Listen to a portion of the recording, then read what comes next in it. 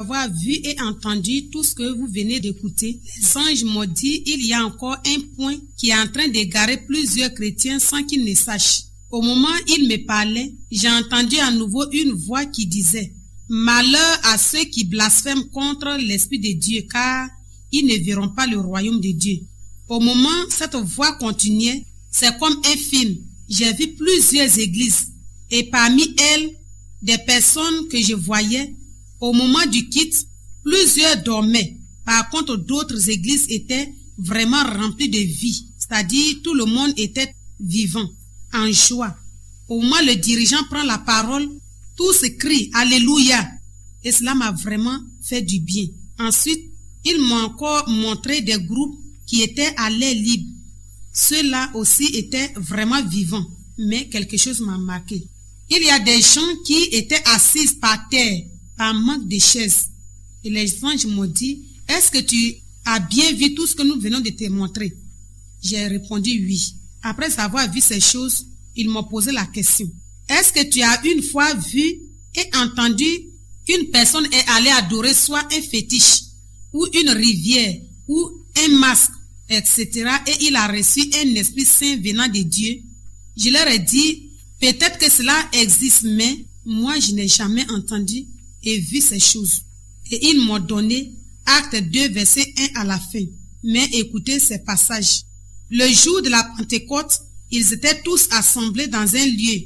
Tout à coup, il vint du ciel un bruit comme celui d'un vent impétueux.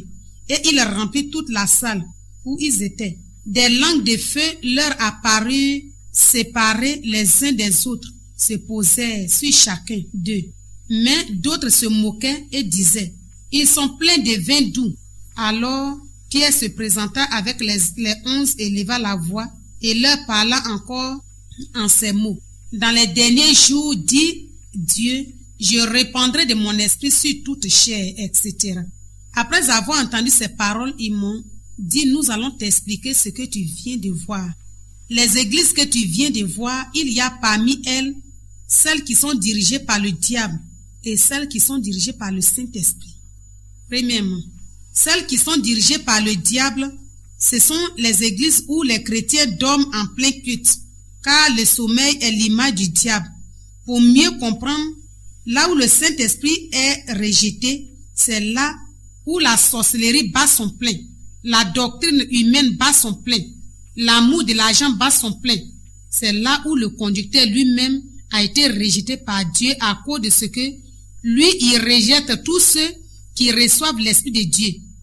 Et ils m'ont donné 1 Samuel 16, verset 7 qui dit que Dieu ne regarde pas l'apparence ni il ne prend point égard à la hauteur de l'homme ni ne considère pas ce que l'homme considère, mais c'est le cœur qui le regarde.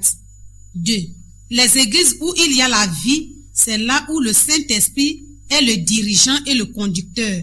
C'est là où le dirigeant lui-même est rempli de l'Esprit de Dieu. Dans ces églises, aucun sorcier ne peut aller opérer sans qu'il ne soit découvert. Là où le sommeil n'a pas sa place, là où les doctrines humaines n'ont plus leur place, là où l'amour d'argent n'a pas sa place, c'est là où le vrai amour règne. 3. Ceux qui sont à l'air libre, ce sont des gens qui ont reçu l'Esprit de Dieu et à cause de la méchanceté des hommes, ils ont été rejetés. Et par manque de moyens, ces personnes font les cultes et les veillées à l'air libre. Mais malgré qu'ils ne sont pas dans les églises, le Saint-Esprit se manifeste puissamment et à chaque réunion, des gens sont délivrés et reçoivent des guérisons miraculeuses. Et les anges ont continué pour me dire que Dieu n'est pas celui qui bénit un rebelle. Et ils m'ont dit, n'as-tu pas lu dans la Bible que Dieu est celui qui fait grâce aux humbles et il rabaisse les orgueilleux? De cette même manière, l'on ne peut pas aller adorer un fétiche ou une rivière et recevoir un esprit saint. C'est de cette même manière, vous ne pouvez pas être en train d'adorer le Seigneur et lui, il va vous donner un esprit mauvais. C'est pourquoi écoutez ce passage dans Matthieu 7, verset 9 à 11. Lequel de vous donnera une pierre à son fils s'il lui demande du pain? Ou s'il lui demande du poisson, lui donnera du serpent? Si donc méchant comme vous l'êtes, vous savez donner de bonnes choses à vos enfants, à combien plus forte raison votre Père qui est dans les lieux célestes donnera-t-il de bonnes choses à ceux qui les lui demandent. Si tu as écouté ce passage, le Seigneur te demande d'examiner ta vie. Si tel est ton cas, mon frère, cherche ta vraie délivrance, sinon tu seras surpris au dernier jour. Peut-être par l'ignorance tu l'as fait, mais si tu sais que jusqu'à présent tu continues de rejeter tous ceux qui reçoivent l'Esprit de Dieu, ressaisis-toi car un démon ne peut chasser son ami démon et la personne va être délivrée. C'est que chacun de vous doit savoir, Dieu n'a jamais donné son esprit à celui qui ne mérite pas. C'est pourquoi écoute encore ce passage dans Jérémie 29, verset 13 à 14. Vous me chercherez et vous me trouverez. Si vous me cherchez de tout votre cœur, je me laisserai trouver par vous, dit l'Éternel. Si tu as écouté ce passage, mon frère, si tu veux être très efficace, si tu veux voir l'Esprit de Dieu se manifester aussi en toi, il faut avoir une vie de prière intense. Car certains ont 5 ans, 10 ans de conversion, mais ne savent pas prier. Il faut avoir une vie de consécration. Il faut t'éloigner du péché. Il ne faut jamais rejeter ce que Dieu fait la grâce. Car il a dit, tout péché vous sera pardonné. Mais le blasphème contre le Saint-Esprit ne vous sera jamais pardonné. Si tu le fais, malgré ton titre, mon frère, c'est en vain. Car au dernier jour, tu seras rejeté. Pour ceux qui sont dirigeants d'une église ou d'une œuvre quelconque, voici le petit secret qu'il vous donne. Celui qui est un dirigeant ou qui a une œuvre quelconque doit forcément avoir un groupe d'intercession. Car notre prospérité et la force de l'œuvre de Dieu se cachent dans l'intercession. C'est pourquoi avant de faire quelque chose quelconque, il faut forcément avoir un groupe d'intercession qui doit être ta force. Sans cela que tu peux réellement fonder l'œuvre pour laquelle Dieu t'a appelé. Si tu as écouté ce passage, mon frère, ressaisis-toi et mets-la en pratique. Tu seras plus béni. Lorsque j'ai vu et entendu tout ce que vous venez d'entendre, avant de descendre, les anges m'ont dit, nous savons que tu es fatigué, mais Dieu est amour. À cause de ce que chaque jour, vous criez et vous priez. Et toutes ces choses montrent à lui. Il nous a chargé encore de te montrer la racine de tout ce qui a causé vos malheurs et qui continue d'agir sur vous, étant enfants du pays. Jusqu'aujourd'hui, mais ce message concerne uniquement la Côte d'Ivoire. Au moment où les anges me parlaient, j'ai entendu à nouveau une voix forte dans le ciel qui disait « Heureux le pays dont l'Éternel est Dieu ». Au moment où cette voix résonnait, c'est comme un film. Je voyais la Côte d'Ivoire comme si j'étais dans le pays. J'ai vu une foule d'hommes, mais il y a des choses qui m'ont marqué. D'abord, tous ceux que je voyais étaient habillés en tradition. Ensuite, j'ai vu des soldats, mais les soldats que j'ai vus sont tous des blancs. Ils avaient des fouets en main. Des gens travaillaient sous le soleil. Ardents, malgré qu'ils étaient au soleil, on les frappait. D'autres étaient dans une longue chaîne qui n'avait pas de limite. Et je voyais d'autres dans les bateaux. Les anges me disaient, ceux-là, ils vont dans un autre pays parce qu'ils ont été vendus.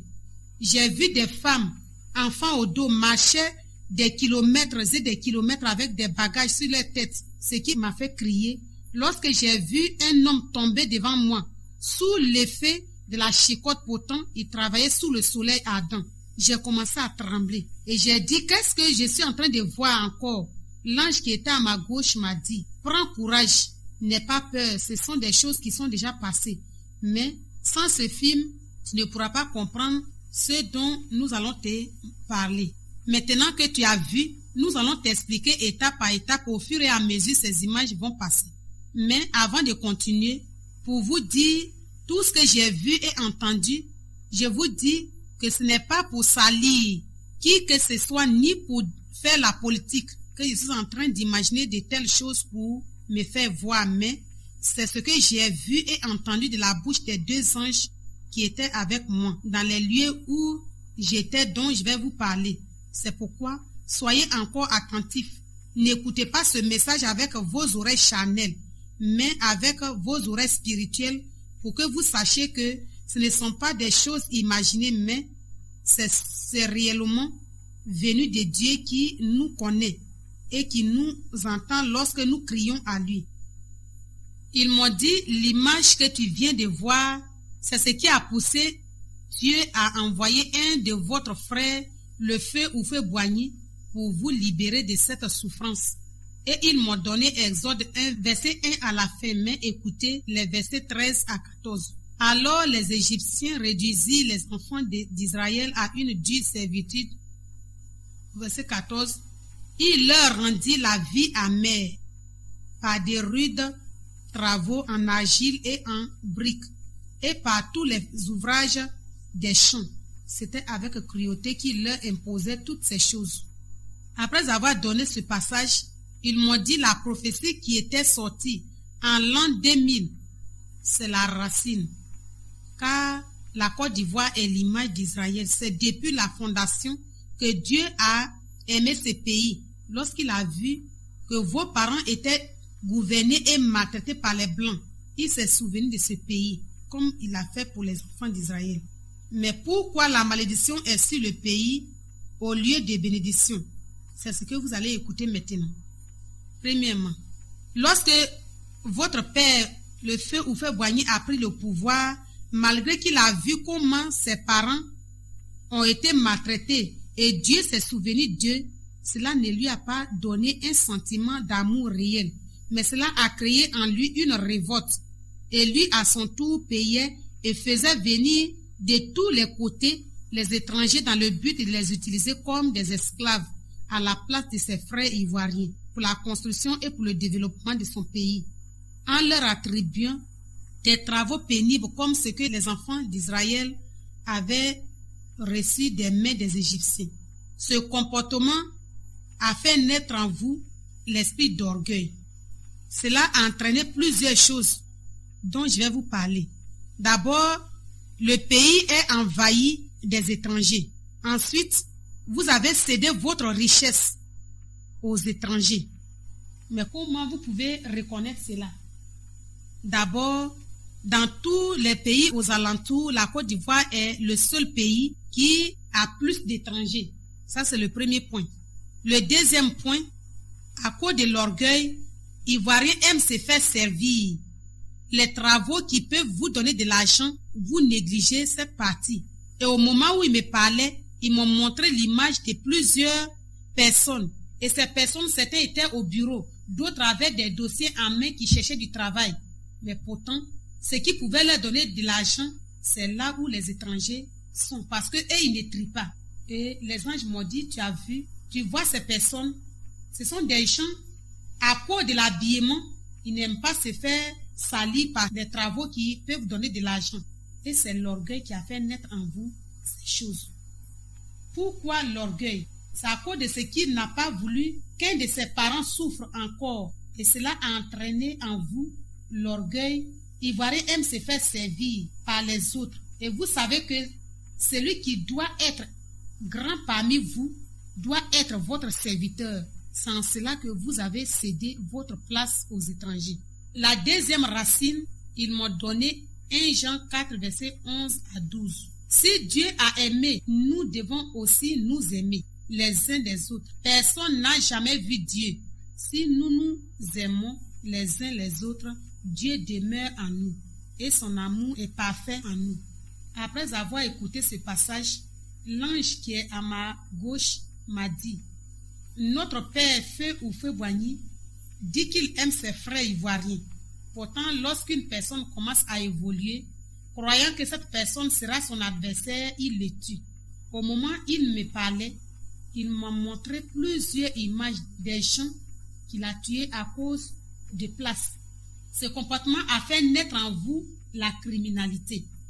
Certains tuent en cachette leurs prochains à cause de place. Certains empoisonnent, d'autres assassinent. Et ils disent que ce sont les règlements de compte. La jalousie charnelle. Ce qui demeure en vous jusqu'à aujourd'hui. Troisième racine. Ils m'ont donné 1 Jean 1, verset 6. Si nous disons que nous sommes en communion avec lui et que nous marchions dans les ténèbres, nous mentons et nous ne pratiquons pas la vérité. Car l'amour ne fait point de mal au prochain.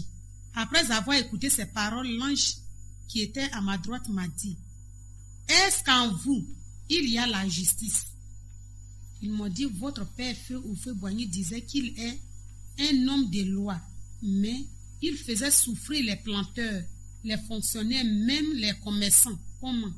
Il paye les produits des parents, des planteurs à un prix dérisoire, mais il revendait ses produits très chers à l'étranger. Ce comportement a fait naître en vous la malhonnêteté. Et présentement, personne ne fait confiance à son prochain.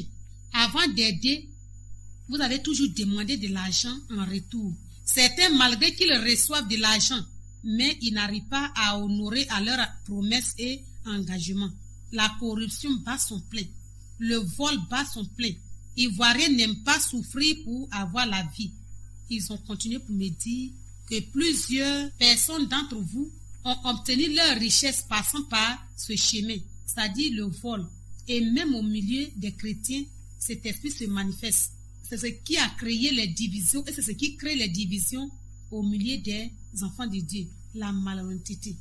Après avoir écouté ce que vous venez d'entendre, ils m'ont posé la question, est-ce que je sais pourquoi au début ils m'ont dit que l'Esprit de Dieu s'est éloigné de la vie de cet homme? L'ange qui était à ma gauche m'a dit, nous savons que tu es fatigué, mais écoute ce que nous allons te dire. Si le Feu ou Feu Boigny était dirigé par l'Esprit de Dieu, il n'allait pas avoir ce comportement. Car l'amour qui vient de Dieu ne fait point de mal au prochain. Mais comme Dieu est lent à la colère et il est riche en bonté, c'est pourquoi avant qu'il ne meure, tout le monde a su qu'il était ceci et cela. Mais ce qui m'a étonné, lorsqu'ils m'ont dit que c'est sa malédiction qui agit sur nous, qui sommes fils du pays, car moi je ne savais pas que la malédiction d'un dirigeant pouvait agir sur ceux qu'il dirige. Je croyais que cette malédiction, c'est seulement sur nos parents qui nous ont mis au monde. Or, si un président a un comportement qui n'est pas digne d'un enfant de Dieu, cette malédiction peut agir sur tous ses enfants, selon les anges, parce qu'il est notre Père à tous. Ils ont continué pour me dire qu'Alassane aussi n'est pas ivoirien, mais il est burkinabé de père et de mère, car au devant de Dieu, rien ne peut être caché.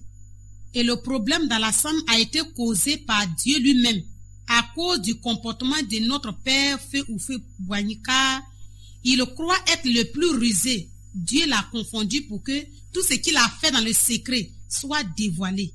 C'est pourquoi, jusqu'à présent, vous n'arrivez pas à régler le problème d'Alassane. Avant de terminer, les anges m'ont dit, la seule personne que vous devez remercier de tout votre cœur, c'est le père fondateur de la Deuxième République, Robert Guéhi. Pourquoi?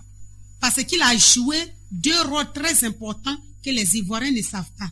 Premièrement, c'est lui qui a libéré la Côte d'Ivoire spirituellement de l'esprit de Maman. Deuxièmement, il a été celui-là qui, au travers de lui, le pays a eu la constitution. C'est grâce à lui que la Côte d'Ivoire est née. Ils ont continué pour dire que si les Ivoiriens étaient reconnaissants, ils n'allaient pas accepter les élections, mais simplement lui demander d'enlever la tenue militaire pour diriger le pays au moins 2 à 3 ans, en guise de reconnaissance. Car par son coup d'État, il a ôté spirituellement le mauvais esprit qui dirigeait le pays. C'est pourquoi Dieu lui a donné la force d'établir ce qui fait les pleurs de vos ennemis, car c'est grâce à lui que chaque Ivoirien va retrouver désormais sa place qui lui a été arrachée ou vendue à cause du comportement de votre père Feu ou Feu Boigny aux étrangers. Ne regardez pas ses faiblesses, mais priez pour lui tout en le remerciant, car s'il a dévié, c'est à cause de votre comportement. Ce qui m'a vraiment réjoui, mes amis, c'est lorsque les anges ont dit que la Côte d'Ivoire est dirigée désormais par l'Esprit de Dieu. C'est pourquoi la parole est sortie pour dire en l'an 2000 que la Côte d'Ivoire est le deuxième Israël. Selon les anges, ce n'est pas à cause de la guerre, mais à cause des bénédictions. Mais pour avoir ces bénédictions, visiblement, chacun a besoin d'obéir à ce qu'il recevra comme conseil à la fin de ce message. Je crois qu'à notre niveau, chacun peut témoigner de la manière l'Esprit de Dieu agissait avant et maintenant. C'est pourquoi nous devons encore redoubler d'efforts pour prier afin que Dieu nous libère de toutes ces malédictions, pour que nous ayons un pays réellement béni par Dieu, car là où son esprit règne, c'est la lumière. Rien ne sera caché et rien ne nous surprendra. Pour ce qui concerne les étrangers, selon les anges, Dieu s'est souvenu de vous. Mais si vous voulez être longtemps avec les fils du pays, reconnaissez votre place. Ne vous mêlez pas aux choses qui ne vous concernent pas. Soyez sages et très humbles, même si vous savez que vous êtes mieux qu'eux. Chaque chose a son temps.